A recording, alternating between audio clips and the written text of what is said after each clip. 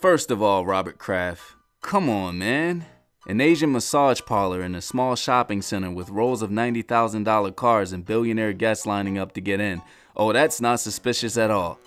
Dude, there are 31 other NFL owners with platinum card memberships at the most exclusive penthouse clubs, with women readily available to them are shaking their heads and thinking, damn, for an NFL owner of the most well put together team we have ever saw, how could you be so sloppy? You're not going to hear any outrage from this from any of the other billionaire NFL owners about the charge itself. Men that rich, they pay for escorts. Let's not kid ourselves. Men that rich don't pay for happy endings in a strip mall in South Florida. And just when you thought the Patriots would get through just one offseason without any controversy, here we go again.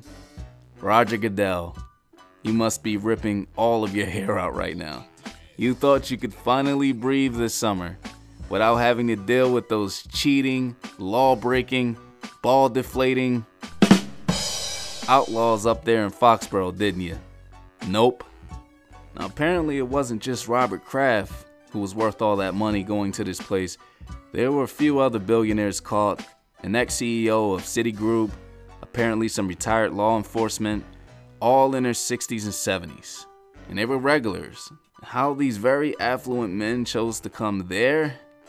I mean, it's next to a surfing store and a game store. It's a strip mall. I don't know, maybe they thought going to some downtown back alley on some off-road street, which is where most of these type of places are located, would be too obvious. Maybe they were thinking, hey, you know, one of those hidden in plain sight type of things. They'll never suspect it being here. See, the difference is, when you are in one of those downtown back alleys at night, around bars and clubs, everybody knows what's going on behind that one door to that random building with no windows. Nobody gives a damn. But when you're pulling up to a shopping center next to an SUV of a family of 5 looking to have dinner at Outback Steakhouse, dude. Yeah, and other store owners are going to ask questions when they find used condoms and rags with body fluid on it in the dumpsters, which is what tipped the cops off initially. Yeah, I mean, any dumpster in some downtown back alley, I mean, there's homeless, drug addicts, drunk people. Nobody's looking in those dumpsters and questioning anything. Fact is, somebody with all that money shouldn't be going to either place, but if you're going to be slimy and dirty, at least do it right. Robert Kraft, he's not going to go to jail. In Florida, like many other states, as a patron to something like this, as long as you're not a part of the operation, it's a minor crime. It's like a DUI. You get one, you get a slap on the wrist. You know, it's only a problem if you got 2 or 3 stacked up. That's when you get on the registry, that's when it's a felony, and, you know, legally, this will blow over for Kraft. Crazy thing is, Robert Kraft and his team, they're denying it. But apparently there's video. And no, not just video of him entering and leaving the place. There were body cams involved. I mean, there's basically a Robert Kraft sex tape somewhere in some police station in Vero Beach. So like many are saying, this is just embarrassing over anything else. I'm interested to see how Goodell, how the league is going to handle this. You had the situation with Jim Irsay, the hustler. Well, he was pulled over. It was a DUI. He had, what, like $30,000 in a suitcase and a bunch of pills.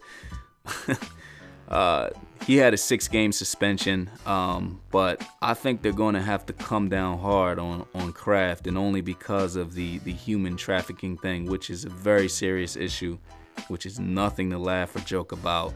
Goodell's not going to be able to just quietly hand him a 3 or 6-game suspension and then mosey along. There's going to have to be, otherwise the coverage on this is going to be much louder than it is now. And the only reason why it's still relatively quiet is because A, it just happened, and B, the police are not releasing all of the information. But I guarantee you, as this dies down in the news, the media will be watching for this.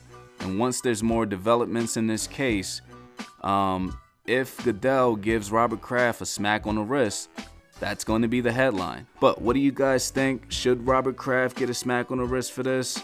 Or should this be a serious issue? Let me know in the comments. See you on the other side.